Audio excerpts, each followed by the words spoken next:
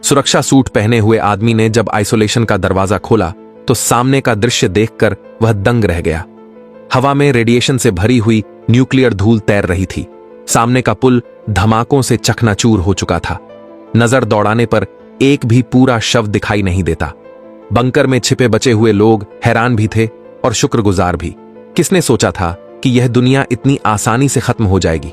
अब से वे जमीन के नीचे 300 मीटर गहरे बंकर में मानव सभ्यता को आगे बढ़ाने की जिम्मेदारी उठाने वाले थे।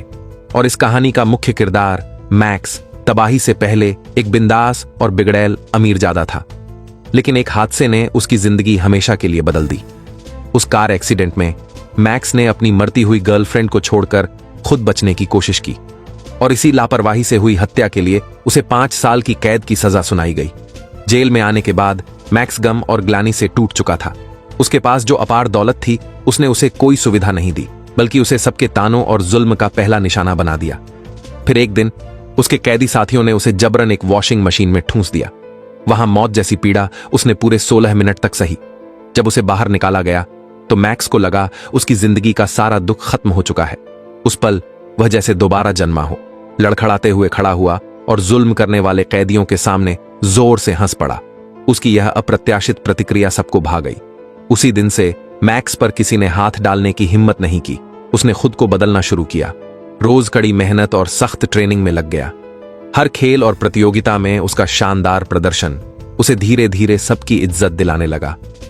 इस नए माहौल में मैक्स अपने दर्द को भूलने लगा था, मगर खुशी के दिन ज्यादा नहीं टिके। जेल में आए सिर्फ 3 साल हुए थे कि अचानक उसे सजा कम होने की सूचना मिली।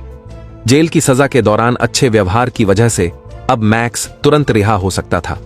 कैदियों की गूंजती तालियों और शोरगुल के बीच यह शख्स शान से जेल के बाहर निकल आया। दरवाजे पर खड़े अपने पिता राफा को देखकर मैक्स का चेहरा बिल्कुल ठंडा और बेरुखा था। असल में उस कार हादसे के बाद से ही बाप बेटे के रिश्ते पूरी तरह टूट चुके थे। अचानक 2 लड़ाकू विमान उनके सिर के ऊपर से गुजरे।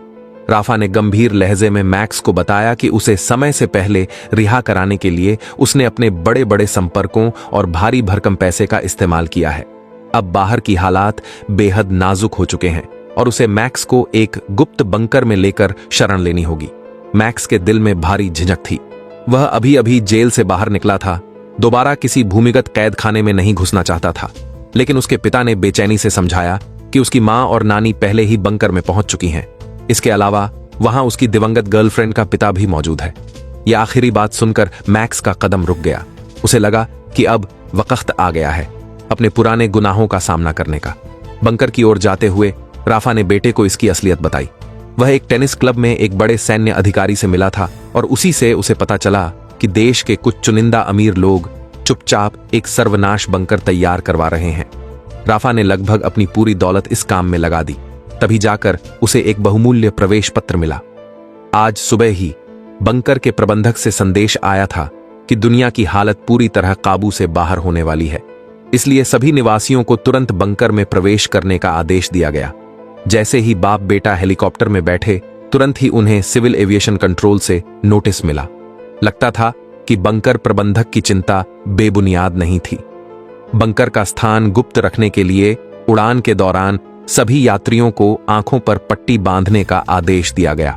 हेलीकॉप्टर अंततः झील के बीच बनी एक पुल पर उतरा। स्टाफ ने पिता पुत्र को लिफ्ट के प्रवेश द्वार तक पहुंचाया। यह बंकर जमीन के नीचे 300 मीटर गहराई में बनाया गया था, जो कि 4.5 करोड़ साल पहले बने गुफा तंत्र पर आधारित था। यह अधिकांश परमाणु हमलों का सामना करने में सक्षम था। इसके अलावा बंकर के नीचे एक प्राकृतिक गैस क्षेत्र भी मौजूद था, जो 45 परिवारों की 10 साल तक की जरूरतें पूरी कर सकता था। ज्यादा देर नहीं हुई कि मैक्स और उसके पिता बंकर के रिसेप्शन पर पहुंचे।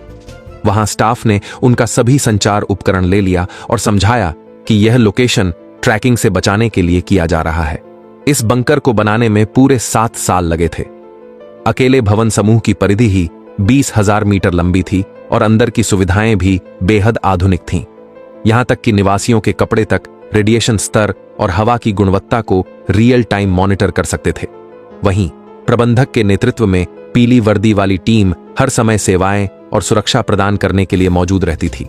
जब वे उस मीटिंग हॉल में पहुंचे, जिसकी दीवारें बाहरी नजारे बदल सकती थीं, मैक्स आखिरकार अपनी मां और नानी से मिला, लेकिन पिता राफा की नजरें बड़े स्क्रीन पर चल रही खबरों पर टिकी थीं। रूस के रक्षा मंत्री ने आपातकालीन प्रेस कॉन्फ्रेंस बुलाकर घोषणा की थी कि वे कुछ उकसावे वाली कार्रवाइयों का कड़ा जवाब देंगे। इसके बाद परिवार खाना खाने के लिए रेस्तरां की ओर बढ़ा, जहां उनकी मुलाकात संयोग से मैक्स की दिवंगत प्रेमिका के परिवार से हो गई। माहौल अचानक ही बोझिल और गंभीर हो गया। मैक्स ने बेहद सच्चाई से अपनी ग्लानि व्यक्त की, लेकिन प्रेमिका के पिता गिल्मो पूरे समय ठंडा और उदासीन बने रहे। साफ था कि उसने अपनी बेटी के कातिल को अब तक माफ नहीं किया था। बीते दिनों में दोनों परिवारों के रिश्ते बेहद करीबी थे, मगर उस हादसे के बाद सब कुछ पूरी तरह टूट गया। गिल्मो ने शिष्टता से अपनी नई पत्नी का परिचय कराया। असल में बेटी की मौत के सिर्फ 6 महीने बाद ही उसकी पहली पत्नी भी एक कार दुर्घटना में मारी गई थी। गिल्मो काफी बातें करने वाले इंसान थे। उन्होंने जरा भी ऐसा नहीं जताया कि उन्हें मैक्स से कोई नफरत है, मगर मैक्स की दिवंगत प्रेमिका की बहन अशिया इतनी सहज नहीं थी।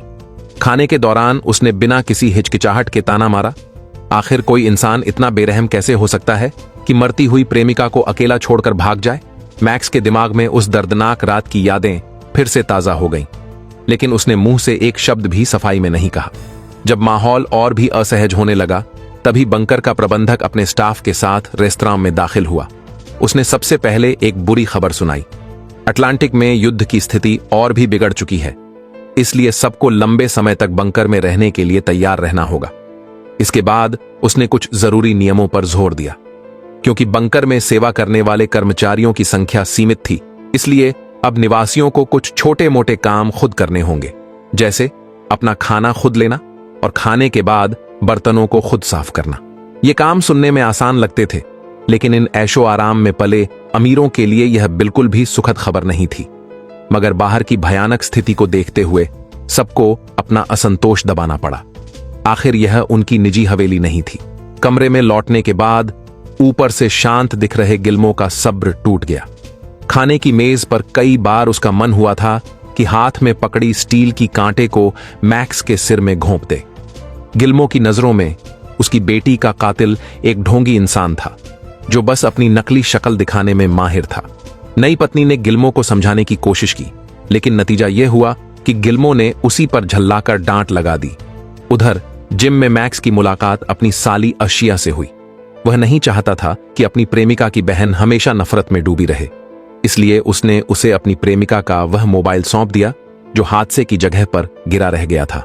अशिया तुरंत अपने कमरे में लौट आई और उसमें मौजूद एल्बम खोलकर देखने लगी। ज्यादातर वीडियो उसकी बहन और मैक्स के बीच की निजी और प्यारी यादों से भरे थे। स्क्रीन पर बहन के चेहरे पर खिली हुई मुस्कान देखकर अशिया के लिए यह मानना मुश्किल था कि मैक्स वाकई इतना बेरहम हो सकता है। इसी बीच उदास गिल्मो शराब पीने रेस्तरां आ पहुंचा, लेकिन वहां उसे बताया गया कि हर निवासी को रोजाना सिर्फ 2 गिलास की सीमा है। वह कुछ कहने ही वाला था कि अचानक बार का काउंटर जोरों से हिलने लगा। साथ ही रेस्तरां की स्क्रीन तेजी से झिलमिलाने लगी। अगले ही पल कान फाड़ देने वाला सायरन बज उठा। घोषणा हुई, बंकर पर हमला हुआ है। कृपया सभी लोग तुरंत सबसे निचली मंजिल के गुंबद वाले क्षेत्र में जाएं। वह इस बंकर का सबसे सुरक्षित इलाका है। अब पूरा बंकर बुरी तरह हिल रहा था। चारों तरफ अफरा तफरी मच गई। लोग चिल्लाते हुए हर दिशा में भागने लगे। अशिया उलटी दिशा में दौड़ी और बार के पास पहुंच गई, जहां उसने देखा कि मैक्स और उसका बेटा मिलकर पिता राफा को सहारा देकर बाहर ला रहे थे। यह दृश्य देखकर अशिया के दिल में अचानक एक हल्की सी नरमी आ गई। उसे महसूस हुआ कि शायद मैक्स उतना बुरा इंसान नहीं जितना उसने सोचा था। सभी लोग जल्दी जल्दी लिफ्ट में घुसे और नीचे की ओर बढ़ने लगे, मगर बीच रास्ते अचानक लिफ्ट में गड़बड़ी हो गई। वह तेजी से नीचे गिरने लगी। सबके मुंह से निराशा और दहशत भरी चीखें निकल पड़ी, लेकिन ठीक वक्त पर आपातकालीन ब्रेक सिस्टम सक्रिय हो गया। लिफ्ट रुक गई और सबकी जान बच गई। हकबकाए और सहमे हुए लोग लिफ्ट से बाहर निकले और भीड़ के साथ मिलकर गुंबद वाले सुरक्षित क्षेत्र में प्रवेश कर गए। हॉल की बड़ी स्क्रीन पर दुनिया भर की खबरें लाइव दिख रही थीं। युद्ध की स्थिति पूरी तरह बेकाबू हो चुकी थी।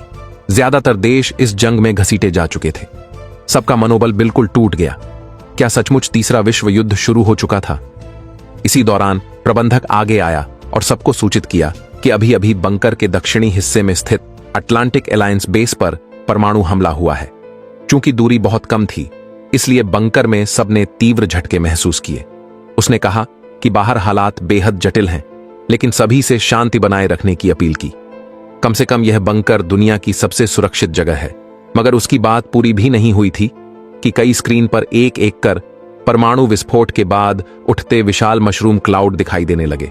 थोड़ी ही देर में सिग्नल टूट गया, यहां तक कि बंकर के बाहर की पुल तक विस्फोट की धमाके से ढह गई। एक भयंकर धमाके के साथ पूरा हॉल अंधेरे में डूब गया। प्रबंधक घबराकर बोला कि उसे तुरंत नियंत्रण केंद्र जाना होगा। मौजूद अमीर लोग आपस में धीमी आवाज में बेकरारी से चर्चा करने लगे।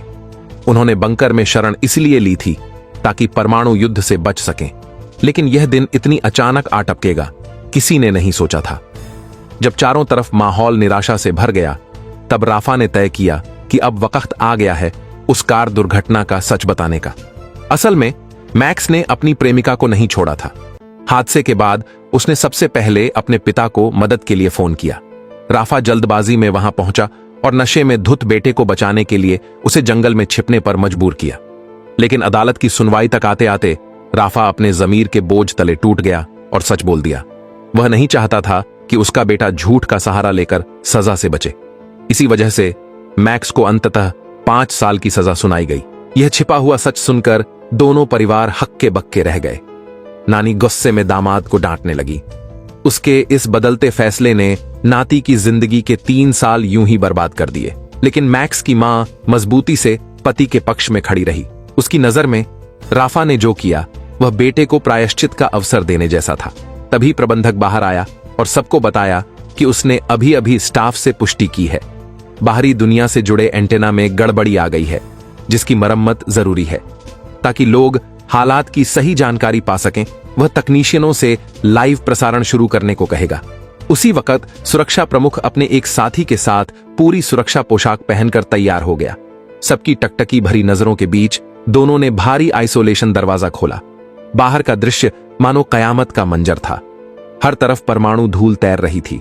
हवा में विकिरण बेहद खतरनाक स्तर पर पहुंच चुका था और तापमान लगातार बढ़ता जा रहा था। जैसे ही कैमरे में जली भुनी लाशें दिखाई दी, सबके चेहरे दहशत से सख्त हो गए। इस तबाही की निर्ममता उनकी कल्पना से कहीं ज्यादा थी। उसी वक्त मॉनिटरिंग स्टाफ ने चेतावनी दी कि तापमान और विकिरण की मात्रा अब भी तेजी से बढ़ रही है। मजबूरन दोनों तकनीशियन जल्दी जल्दी एंटेना लगाने लगे।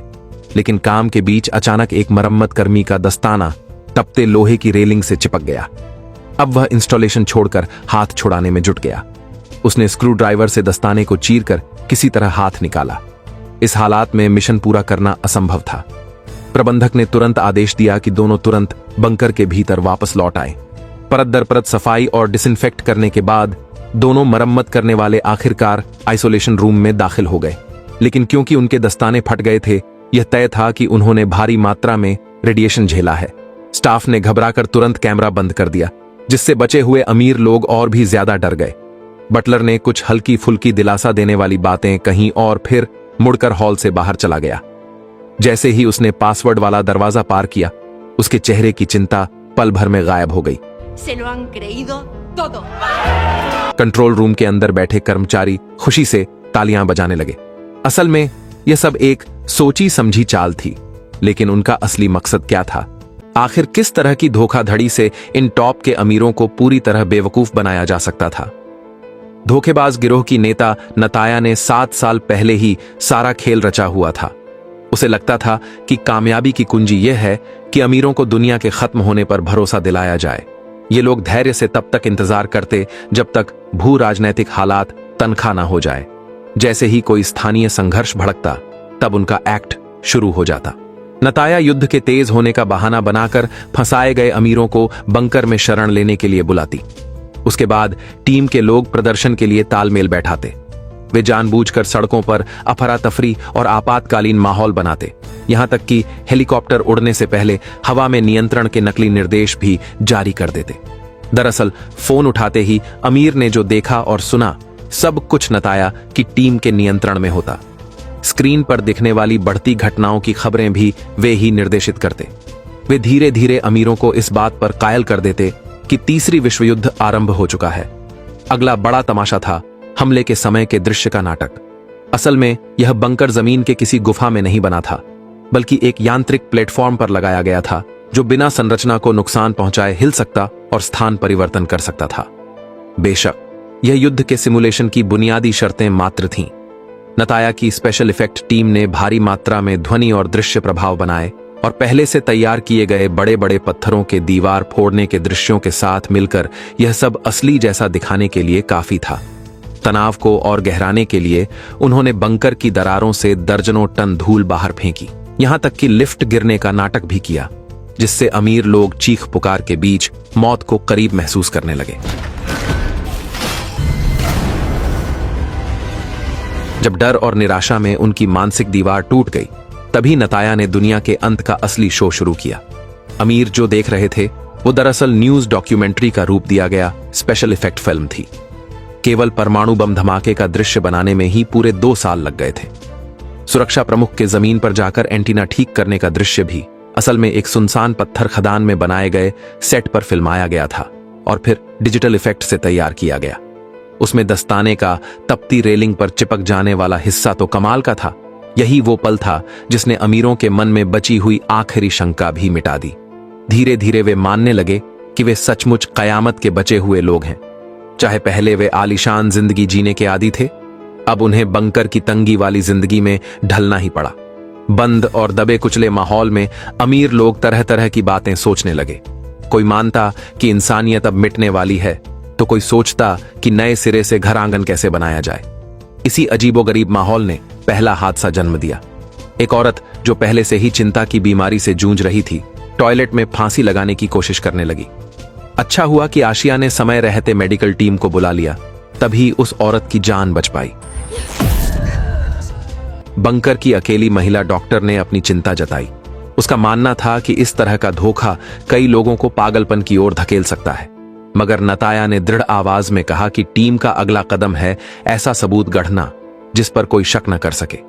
मेकअप आर्टिस्ट सुरक्षा प्रमुख के शरीर पर विकिरण से जले हुए घावों के निशान बना देंगे, ताकि अमीरों के मन में बंकर छोड़ने का ख्याल और भी मिट जाए। ज्यादा देर नहीं बीती कि कुछ निवासियों को अचानक बुलावा मिला। उनमें टॉप अमीर गिल्मो की नई पत्नी सीक्रेट भी शामिल थी। उनका ब्लड ग्रुप सुरक्षा प्रमुख से पूरी तरह मिलता था।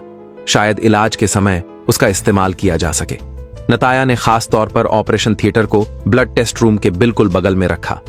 पारदर्शी शीशे से सुरक्षा प्रमुख की सड़ी गली त्वचा और डॉक्टर की घबराई हुई चीखें सुनकर जबरदस्त इंद्रिय आघात ने कुछ लोगों की मानसिक रक्षा दीवार पूरी तरह तोड़ दी।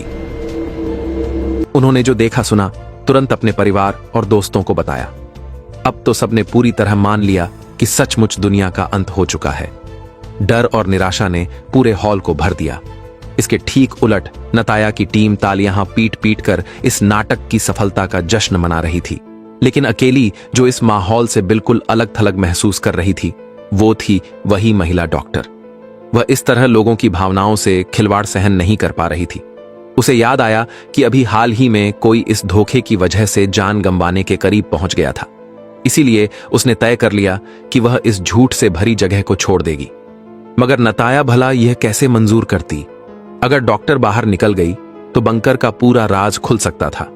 चाहे उसे डराया धमकाया गया हो या लालच दिया गया हो, फिर भी महिला डॉक्टर अपने फैसले से टस से मस नहीं हुई। टीम का सदस्य एनक वाला, जिसने यह सब मॉनिटरिंग स्क्रीन पर देखा, तुरंत वहां पहुंचा।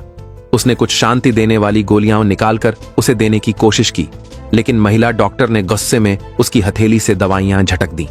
क्रोध में अंधा होकर एनक वाले ने जोर से धक्का दे दिया। महिला डॉक्टर संतुलन खो बैठी और चीख मारते हुए गलियारे से नीचे गिर गई। पहली घबराहट के बाद नताया फिर से अपनी चतुर और सधी हुई शक्ल में लौट आई। उसने महिला डॉक्टर की मौत को आत्महत्या का रूप दे दिया। सबके सामने उसने ऐलान किया कि सुरक्षा प्रमुख विकिरण से लगी चोटों के चलते मर गया और डॉक्टर अपने साथी को बचाने में असफल रहने के अपराध बोध में आत्महत्या कर बैठी। जब लोग इस दुखद खबर से मायूस थे, उसी मौके का फायदा उठाकर नताया ने नया नियम लागू कर दिया। बंकर अब सिर्फ एहतियाती लॉकडाउन में नहीं रहेगा, बल्कि अनिश्चित काल तक पूरी तरह बंद रहेगा। हर जीवन आवश्यक वस्तु पर और भी सख्त राशनिंग लागू होगी। इसी बीच टॉप अमीर गिल्मो अपने कमरे में लौटा। उसकी जवान और खूबसूरत पत्नी बेताबी से उसे नहाने के लिए बुलाती है। दोनों एक दूसरे की नजदीकियों और नरमी में खो जाते हैं, मगर उन्हें यह अंदाजा नहीं था कि उनकी हर हरकत नताया की टीम कैमरों के जरिए देख रही है। नताया के चेहरे पर ठंडी मुस्कान तैर गई। उसके जहन में पुराने दृश्य चमक उठे। गिल्मो, जो रईस खानदान से ताल्लुक रखता था, देश का सबसे बड़ा व्यापारी माना जाता था और जिसकी दौलत इलेक्ट्रॉनिक पुर्जों से लेकर ऊर्जा और समुद्री कारोबार तक फैली हुई थी, वह अभी 64 कंपनियां संचालित कर रहा है, जिनके मुख्यालय 40 से ज्यादा देशों में फैले हुए हैं। नताया ने दरअसल शुरू से ही इस टॉप अमीर पर नजर बनी रखी थी। यहां मौजूद सारे लोग 10 जिंदगियां मेहनत कर लें तो भी उसके दौलत का 1% वे हासिल नहीं कर सकते। नताया की असल चाहत यही थी कि इस वर्गीय बेड़ियों को तोड़ा जाए और टीम के हर सदस्य को अरबपतियों जैसा बनने का मौका मिले। अब जब उन्होंने हर तरकीब से अमीरों को कयामत के होने पर भरोसा करा दिया है, अगला कदम है उनकी संपत्ति को हर हाल में हड़पना। नताया ने इसके लिए पहले ही योजना बना रखी थी। अमीर जब बंकर पहुंचे तो उनके फोन ले लिए गए। बाहरी लोग कहते रहे कि यह सुरक्षा के लिए है, पर असलियत यह थी कि टीम फोन उठाकर कॉल्स संभाल लेती और मैसेज का जवाब देती। अत्याधुनिक आर्टिफिशियल इंटेलिजेंस की मदद से वे एक साथ दर्जनों अमीरों के सोशल अकाउंट्स को रियल टाइम में अपडेट करते रहे। आखिर में बस कोई बहाना बना दिया जाएगा, जैसे वे छुट्टियों पर गए हुए हैं, और अस्थायी तौर पर इन अमीरों की गैरमौजूदगी को छुपा लिया जाएगा ताकि फौरन कोई पुलिस केस न करे। लेकिन यह तो सिर्फ समय खरीदना था। एआई रोजाना इन अमीरों के बोलचाल, लहजा और शब्द चयन को रिकॉर्ड करके उनका एक परफेक्ट डबल तैयार कर देता, उनके व्यवहार की हूबहू नकल। और यही नताया का असली हथियार था, इस नकली पहचान के जरिए अमीरों को खाली कराना। उन्होंने अपना पहला निशाना गिल्मो को चुना था, इसलिए उसकी निगरानी पर वे बाकी की तुलना में कहीं ज्यादा सतर्क थे। काश गिल्मो ग्रुप के सहायक में जिम्मेदारी की भावना थी। दोनों कॉलेज के समय से दोस्त थे और एक दूसरे को अच्छी तरह जानते थे, इसलिए उसने जल्दी ही गिल्मो के अजीब व्यवहार पर शक करना शुरू कर दिया। लेकिन आर्टिफिशियल इंटेलिजेंस का जवाब भी बेमिसाल था। बेहद खींची हुई आवाज में सहायक को चेतावनी दी गई कि वह अपने छुट्टी के समय में दखल न दे। वहीं दूसरी ओर अमीर लाफा अपनी पत्नी से झगड़ा करने के बाद पूरी तरह से मानसिक संतुलन खो बैठा और बड़े कदमों से रेस्टोरेंट में आया। जैसे कोई जंगली जानवर उसने मांस के टुकड़े चबाने शुरू कर दिए। सुरक्षा कर्मियों की समझाइश बेअसर रही तो उन्होंने सीधे इलेक्ट्रिक शॉकर निकाल लिया। इसी समय मैक्स अचानक सामने आया और सुरक्षा कर्मियों को चेतावनी दी कि वे अपने पिता को छोड़ दें। जब वे नहीं माने तो मैक्स ने जेल में सीखी गई मारक कला का उपयोग किया और केवल एक ही मूव में सुरक्षा कर्मियों को धराशायी कर दिया। जैसे जैसे और सुरक्षा कर्मी इकट्ठा होने लगे और युद्ध होने वाला दिखा, नताया ने आदेश दिया कि सभी रुके और स्थिति को जबरदस्ती नियंत्रण में लाया। उस सुरक्षा कर्मी ने अपनी शर्म महसूस की और रात को अकेले मैक्स के पास गया, अपनी चोरी हुई इलेक्ट्रिक छड़ी वापस मांगने। इस तुच्छ चुनौती का सामना करते हुए मैक्स ने बिना किसी झिझक के फिर से हमला किया और फिर भी वह जीतता रहा। जेल में दिन रात की ट्रेनिंग कोई मजाक नहीं थी। सुरक्षा कर्मी आग में झुलसते हुए एक धातु की बोतल उठाकर जोर से फेंकता है। दोनों की हल्ला गुल्ला इतनी जल्दी अन्य साथियों को भी आकर्षित कर देता है, मगर मैक्स ने रुकने का नाम नहीं लिया और एक शानदार हुक पंच से सुरक्षा कर्मी को जमीन पर पटक दिया। किसी ने ध्यान नहीं दिया कि उसके हेडफोन गिर गए थे। जब पता चला कि सुरक्षा कर्मी बेहोश है तो सबने उसे तुरंत मेडिकल रूम ले जाया, लेकिन अकेली महिला डॉक्टर अब मर चुकी थी और बची हुई नर्स ने केवल बेसिक इमरजेंसी ट्रेनिंग ली थी। जटिल सिर और मस्तिष्क की चोटों के सामने उसे कुछ समझ ही नहीं आया। अभी एकमात्र रास्ता यही था कि उसे अस्पताल भेजा जाए, लेकिन जैसे ही वह बंकर छोड़ता, नताया का पूरा धोखा फूट सकता था। इसी घबराहट के बीच किसी ने देखा कि आशिया मैक्स के हाथ का इलाज कर रही थी। दरअसल यह लड़की मेडिकल कॉलेज में 5 साल पढ़ चुकी थी और उसके पास इंटर्नशिप का अनुभव भी था। उसकी चिकित्सा कला बंकर की कई नर्सों से कहीं बेहतर थी। कुछ ही देर में आशिया को मेडिकल रूम बुलाया गया। उसने बेहोश सुरक्षा कर्मी को देखा और साहसपूर्वक अंदाजा लगाया कि उसे मस्तिष्क की चोट नहीं, बल्कि श्वसन मार्ग अवरुद्ध होने से ऑक्सीजन की कमी के कारण बेहोशी आई है। एक खास दवा लगाने के बाद वह सुरक्षा कर्मी धीरे धीरे अपनी आंखें खोलता है। जो उसने देखा, आशिया उस पल स्वर्गदूत की तरह पवित्र चमकती प्रतीत हुई। आशिया की इस कार्रवाई ने केवल एक जान बचाई ही नहीं, बल्कि अपराधी मैक्स को भी सज्जा से बचा लिया। अगर यहां कोई मौत हो जाती तो नताया ने कसम खाई थी कि उसे जेल में डाल दिया जाएगा, मगर मैक्स का ध्यान किसी और चीज पर था। No sé lo que le han contado, pero él me golpeó y yo me defendí. Porque apesta este lugar de institución penitenciaria. नताया ने कोई जवाब नहीं दिया, बल्कि मैक्स के शरीर से इलेक्ट्रिक शॉकर निकाल लिया। यह न केवल उसके पिछले व्यवहार की सजा थी, बल्कि एक चेतावनी भी थी। नताया जानती थी कि इंसानी मन कितना जटिल होता है।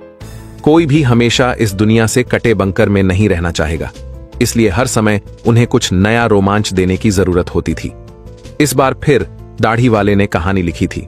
उसने जमीन के सबसे नजदीक वाले कमरे में एक कम्युनिकेशन रूम बनाया और निवासियों को आमंत्रित किया कि वे रेडियो के जरिए बाहरी दुनिया की हर पल की जानकारी प्राप्त करें। शुरू में किसी को कुछ भी नहीं मिला और सभी ने सोच लिया कि बाहर कोई जीवित नहीं बचा। तब मिमी के रेडियो ने एक मदद की कॉल पकड़ी। एक निजी हवाई जहाज का ईंधन खत्म होने को था और वह किसी देश के युद्धपोत पर उतरना चाहता था, परंतु वहां के लोगों ने उसे ठुकरा दिया। कंट्रोल रूम में दो अभिनेता पूरी ताकत से रेडियो के दोनों पक्षों का अभिनय कर रहे थे।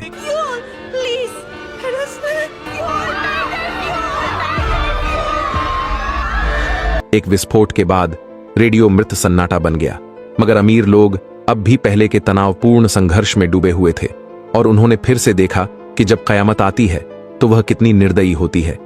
आर्टिफिशियल इंटेलिजेंस लॉ शान ने निगरानी से ढेरों डेटा इकट्ठा कर लिया और जल्द ही वो लगभग परफेक्ट वर्चुअल क्लोन इंसान में बदल गया। उसकी चाल ढाल और हाव भाव बिल्कुल असली इंसान जैसे थे, लेकिन टॉप बिजनेसमैन गिल्मो का पार्टनर और असिस्टेंट जेसन को हमेशा से लगता रहा कि बॉस में कुछ गड़बड़ है। बीते सालों से वो एक टेक्नोलॉजी कंपनी पर नजर गड़ाए हुए था और हाल ही में बड़ी मुश्किल से उसे खरीदने का मौका मिला था। मगर गिल्मो अचानक विदेश घूमने निकल गया और किसी भी हाल में लौटने को तैयार नहीं हुआ। उसने तो जेसन को ही पूरा अधिकार दे दिया कि वो इस डील को आगे बढ़ाए। घबराहट में जेसन ने अचानक एक अजीब सा कोड बोल दिया जिसमें अक्षर और नंबर शामिल थे। सबके होश उड़ गए। नताया ने तुरंत झूठा नेटवर्क डिस्कनेक्ट दिखाया और फिर गिल्मो ग्रुप का पूरा डाटाबेस खंगालना शुरू कर दिया, लेकिन उस कोड का मतलब कहीं भी नहीं मिला। आखिरकार जब उन्होंने गिल्मो की दिवंगत बेटी का सोशल अकाउंट हैक किया तो बाप बेटी की बातचीत से पता चला कि जेसन का बताया हुआ कोड दरअसल एक घुड़दौड़ का नाम था। एआई ने फौरन कॉल बैक किया और किसी तरह स्थिति को संभाल लिया, मगर असली मुश्किल अभी सामने आनी बाकी थी, क्योंकि डील का कॉन्ट्रैक्ट गिल्मो के घर के लॉकर में बंद था। असिस्टेंट के पास साइन करने का अधिकार तो था, लेकिन बिना लॉकर का पासवर्ड और कॉन्ट्रैक्ट निकाले डील पूरी नहीं हो सकती थी। यह काम जानकारी जुटाने से कहीं ज्यादा मुश्किल था। इसी बीच मैक्स बास्केटबॉल कोर्ट में आराम कर रहा था। अचानक उसे एक ब्लूटूथ ईयरफोन मिल गया जो पहले घायल हुए सिक्योरिटी गार्ड का छूटा हुआ था। जिज्ञासा में उसने ईयरफोन कान में लगाया और उसके कानों में अपने पिता की आवाज गूंज उठी, जो किसी बार में बैठा हंसी मजाक कर रहा था। मॉनिटरिंग रूम के स्टाफ ने इस असामान्य हरकत को तुरंत पकड़ लिया। उन्होंने फौरन सारे कम्युनिकेशन काट दिए और यहां तक कि ईयरफोन वापस लेने के लिए लोगों को भेज दिया। इन लगातार अजीब हरकतों ने मैक्स के शक को और पक्का कर दिया। अब उसे यकीन हो गया था कि बनुंकर के सभी लोग हर वक्त निगरानी में हैं, यहां तक कि उनकी बातचीत भी कोई सुन रहा है। लेकिन एक सवाल मैक्स के दिमाग में अटका रहा। कैमरे तो सिर्फ तय जगहों को ही दिखा सकते हैं, मगर लोग तो लगातार इधर उधर घूमते रहते हैं, फिर वो उनकी बातचीत कैसे सुनते हैं? उधर गिल्मो बार में बैठा बार टेंडर से फ्लर्ट कर रहा था, लेकिन तभी उसकी नई दुल्हन मीमी अचानक वहां पहुंच गई और सब कुछ देख लिया। गुस्से से भरी मीमी घर लौट आई। वहां पहुंचते ही उसने देखा कि उसकी छोटी बेटी आसिया मोबाइल में खोई हुई है। स्क्रीन पर चल रहे वीडियो में मैक्स और बड़ी बेटी के पुराने रोमांटिक लम्हे थे। गिल्मो गुस्से से तमतमाता हुआ फोन छीनकर सीधे मैक्स के कमरे में घुसा। उसने मैक्स पर चिल्लाते हुए कहा कि पहले उसने उसकी बेटी और पत्नी को मारा और अब छोटी बेटी को भी बर्बाद कर रहा है। गलती का बोझ उठाए मैक्स पलटकर वार नहीं कर पाया और जल्दी ही उसका चेहरा लहूलुहान हो गया। लेकिन तभी हालात बदल गए। मैक्स की मां कमरे में दाखिल हुई और फूलदान उठाकर गिल्मो के सिर पर दे मारा। इस तरह ये एक तरफा लड़ाई खत्म हुई, मगर जैसे ही मैक्स कमरे से बाहर निकला, उसकी मां ने अचानक आंसुओं से भरी आंखों के साथ गिल्मो को गले लगा लिया। असल में दोनों 20 साल पहले से ही चोरी छुपे साथ थे। कहना पड़ेगा, अमीरों की मोहब्बत वाकई काफी पेचीदा होती है। वहीं दूसरी तरफ आसिया को जब पता चला कि उसके पिता ने मैक्स को बुरी तरह पीटा है, तो वो तुरंत माफी मांगने पहुंच गई। उसने सफाई दी कि वो मोबाइल में इतनी गहराई से देख रही थी कि ध्यान ही नहीं रहा पिता कमरे में आ गए। मैक्स ने भारी मन से कहा, वो किसी को दोष नहीं देता। उसने गिल्मो की बेटी की जान ली थी तो सजा मिलना लाजिमी था। आसिया चुपचाप सामने खड़े आदमी को देखती रही। इन दिनों उसने न जाने कितनी बार मोबाइल पर वो वीडियो देखे थे। अब उसके मन से मैक्स के लिए नफरत कब की मिट चुकी थी, बल्कि वो तो चुपचाप उससे मोहब्बत करने लगी थी। उधर नताया गिल्मो के घर के लॉकर का पासवर्ड निकालने के लिए नई चाल चलती है। वो बार की एक बारटेंडर को इशारा करती है कि वो गिल्मो के करीब जाए। कुछ पैक के बाद माहौल ढीला हो गया। औरत ने पूरी कोशिश लगा दी। आखिरकार ये बड़ा अमीर शख्स फंस ही गया। उसने सच का खेल खेलते खेलते चालाकी से लॉकर का पासवर्ड सवाल में शामिल कर दिया। गिल्मो भले ही उस वक्त बस जिस्मानी ख्वाहिशों में बह रहा था, मगर एहतियात बरतते हुए उसने पासवर्ड लिखने के बजाय जुबानी ही बोला। तुरंत ही आर्टिफिशियल इंटेलिजेंस ने उसके माइक्रो एक्सप्रेशन और बॉडी डेटा का एनालिसिस किया और नतीजा निकाला कि ये पासवर्ड सही होने की संभावना 60% से भी ज्यादा है। भले ही 100% पक्का नहीं था, मगर इसी दौरान असिस्टेंट जैसन गिल्मो के घर पहुंच चुका था। नताया के पास वक्त नहीं था, उसने सीधे वो नंबर पढ़कर बता दिया। 0, 2। किस्मत भी साथ दे गई, लॉकर सचमुच खुल गया। जैसन ने भी अपने दिल से शक निकाल दिया। मौके को सही देखते हुए नताया ने डिजिटल क्लोन के जरिए जैसन को नया हुक्म भेजा। उसे थाईलैंड, बैंकॉक जाकर एक नई उभरती यूनिकॉर्न कंपनी को खरीद लेना था। और इधर मैक्स कई दिनों की टोह के बाद आखिरकार समझ गया कि सुनने वाले डिवाइस कहां छुपाए गए हैं। उसने बाथरूम से चुपके से एक मेटल क्लिप उठाया और बिस्तर में दुबक कर बैठ गया। अब उसका इरादा अपने हाथ से पहनी ट्रैकिंग बैंड उतार फेंकने का था। ये वही कंगन था जो मैक्स ने पहले दिन बंकर में कदम रखते ही पहन लिया था। उस वक्त स्टाफ ने उसे समझाया था कि ये ब्रेसलेट उसके शरीर का डाटा मॉनिटर करेगा, लेकिन असलियत में ये एक लिसनिंग डिवाइस था। मैक्स ने उसे उखाड़ने की पूरी कोशिश की, मगर घंटों जूझने के बाद भी कंगन जरा सा भी ढीला नहीं पड़ा। 3 साल की जेल जिंदगी ने उसे सिखा दिया था कि इसमें जरूर कोई चाल छुपी है। वो सीधा नताया के पास पहुंचा और पूछ बैठा, आखिर सबकी जासूसी और निगरानी क्यों की जा रही है? नताया ने साफ इनकार करने के बजाय एकदम सधे हुए अंदाज में तर्क दे डाला। उसने कहा, कयामत के बाद इंसानियत का असली चेहरा बहुत खतरनाक होता है। जब संसाधन सीमित हों तो मुझे हर एक इंसान के सोच और हरकत पर नजर रखनी ही पड़ेगी। अगर एक भी सिरफिरा सामने आ गया तो पूरे बंकर की तबाही तय है। मैक्स ने तुरंत भांप लिया, यह सब बहानेबाजी है। तभी उसकी नजर पास रखी हुई सिग्नल एंड सिक्योरिटी की एक किताब पर पड़ी। उसने झटपट दिमाग में आइडिया बना लिया। जाते जाते वो जानबूझकर कंप्यूटर से टकराया और जैसे ही नताया पलटी, उसने वो किताब चुपके से अपनी शर्ट के नीचे छिपा ली। शायद जेल का अनुभव ही था जिसने मैक्स के अंदर आजादी की तड़प और भी गहरी कर दी थी। जहां बाकी लोग इस बंकर की कैद जिंदगी को मजबूरी मान चुके थे, वहीं उसे नफरत थी इस हर वक्त निगरानी वाली दुनिया से। वो सबसे पहले आसिया के पास गया। उसे लेकर वो सीधा उस आइसोलेशन रूम में दाखिल हुआ जहां कैमरे नहीं लगे थे। दरवाजा मजबूती से बंद करके उसने जेब से एक छोटी सी पर्ची निकाली और आसिया को इशारा किया, चुप रहना। फिर उसने कलाई पर बंधे ब्रेसलेट की तरफ इशारा किया। मतलब साफ था, ये हमारी बात सुन रहा है। इसके बाद मैक्स जानबूझकर रोमांटिक और इशारों भरी बातें करने लगा ताकि मॉनिटरिंग करने वालों को गुमराह किया जा सके। लेकिन उसकी असली बात तो पहले ही उस पर्ची पर लिखी हुई थी। मैक्स अब ठान चुका था कि वो यहां के सिक्योरिटी सिस्टम को हैक करके बंकर के बाहर की सच्चाई देखेगा। लेकिन यह काम अकेले उसके बस का नहीं था, इसलिए उसने आसिया से मदद मांगी। दोनों इतने करीब आ गए कि माहौल ही अचानक रोमांटिक हो गया। आसिया का दिमाग जैसे काम करना बंद कर गया हो। उसने बिना सोचे समझे ही हां में सिर हिला दिया। इसके बाद दोनों सीधे मैक्स के कमरे में पहुंच गए। दरवाजा अच्छी तरह बंद करके उन्होंने यूं दिखाया मानो वो अब करीबी पल बिताने वाले हों, और इसी बहाने उन्होंने कपड़े की पट्टी से कैमरे को ढक दिया। अब उन पर किसी की नजर नहीं थी। मैक्स ने जेब से अपना तैयार किया हुआ स्पीकर निकाला और उसे आसानी से अपने लिसनिंग ब्रेसलेट पर टिका दिया। जैसे ही मधुर संगीत बजने लगा, दोनों को पहली बार खुलकर बातें करने का मौका मिला। कंट्रोल रूम के लोग परेशान होकर स्क्रीन देखते रह गए, लेकिन चाहकर भी कमरे में घुसकर रोक नहीं सकते थे। मैक्स ने मौका पाकर आसिया को अपने और राज बताए। उसने बताया, यह शेल्टर बिल्कुल नॉर्मल बिल्डिंग स्टैंडर्ड के हिसाब से नहीं बना है। यहां कहीं भी सेफ्टी स्टेयरकेस नहीं है। ये बहुत गड़बड़ है। लगातार जांच पड़ताल के बाद मैक्स को एक छुपा हुआ इमरजेंसी साइन मिला था। असल में वो सीढ़ियां बंकर की छत में छुपी थीं। उसने सिग्नल एंड सिक्योरिटी मैनुअल के आधार पर पूरी एस्केप प्लान तैयार की। उसका इरादा था कि पहले किसी मॉनिटरिंग ब्लाइंड स्पॉट में जाकर पावर केबल काटे। इससे सिस्टम शॉर्ट सर्किट करेगा और पब्लिक एरिया की सारी मॉनिटरिंग ठप पड़ जाएगी और फिर एक धमाका करके बंकर में अफरा तफरी फैलाई जाएगी। माइक इसी मौके का फायदा उठाकर सेफ्टी सीढ़ियों से बंकर से भाग निकलने की योजना बना रहा था। प्लान सुनने में तो बहुत आसान लग रहा था, लेकिन असलियत में इसे अंजाम देना इतना आसान नहीं था। दोनों को पहले इसकी व्यवहारिकता को और परखना जरूरी था। उधर मॉनिटरिंग रूम में बैठी नताया को मैक्स की हरकतों का जरा भी अंदाजा नहीं था। उसकी पूरी तवज्जो तो गिलमोर के असिस्टेंट पर थी। नताया चाहती थी कि सामने वाला उसकी खाली खोखली कंपनी को मोटी रकम में खरीद ले। इसके लिए उसने एक नकली बैलेंस शीट और फाइनेंशियल डेटा तैयार कर लिया था, जिससे कंपनी न सिर्फ एक्टिव बल्कि मुनाफे वाली लगे।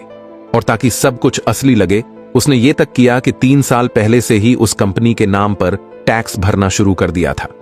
इसी बीच गिलमोर के असिस्टेंट जेसन को जब बॉस से कंपनी खरीदने का ऑर्डर मिला तो वह तुरंत थाईलैंड निकल पड़ा।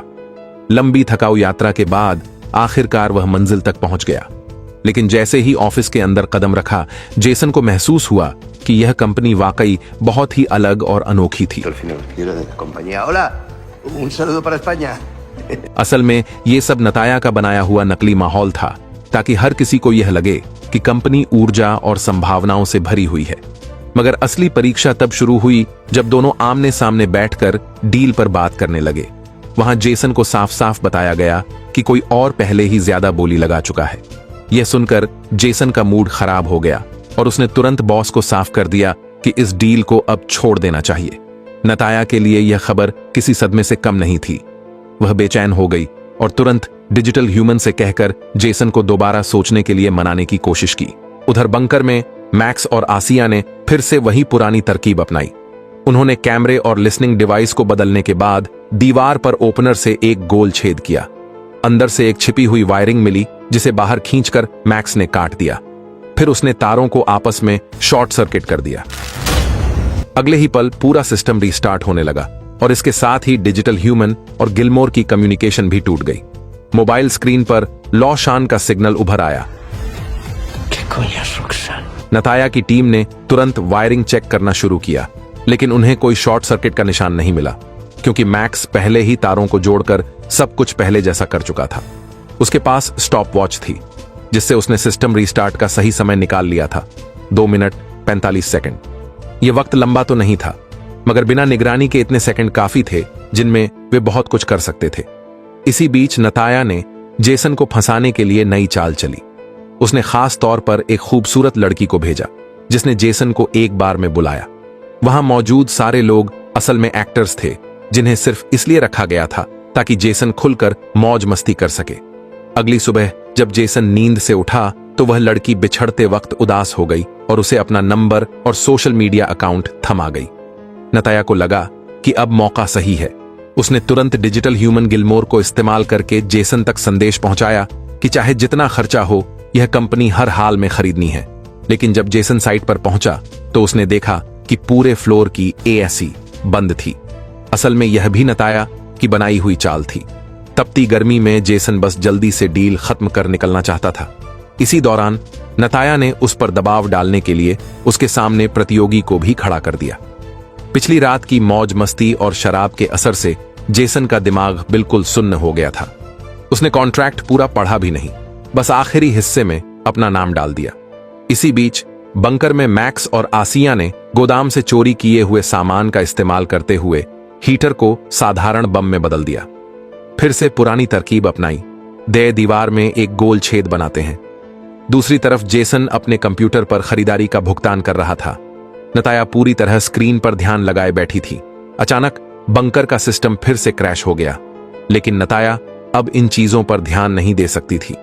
उसकी आंखें बैंक अकाउंट पर टिकी थीं। जैसे ही उसने देखा कि 9 करोड़ रुपए अकाउंट में आए, सब लोग खुशी से झूम उठे। लगातार मेहनत का फल आखिरकार मिल गया और मॉनिटरिंग सिस्टम की अस्थायी असफलता ने मैक्स और आसिया को भी मौका दे दिया। उन्होंने चुपचाप मॉडिफाइड हीटर को पावर रूम में रख दिया। जैसे ही कॉइल गर्म होने लगी, हीटर तुरंत टाइम बॉम्ब में बदल गया। दोनों ने मौका पाकर फायर एक्सटिंग्विशर से और भी ज्यादा अफरा तफरी फैलाई। उधर नताया अभी भी 9 करोड़ की खुशी में खोई थी। तभी अचानक जोरदार धमाका हुआ। पूरा बंकर एकदम अंधेरे में डूब गया। तेज और तीव्र अलार्म की आवाज और धुएं की चादर में घिरा बंकर।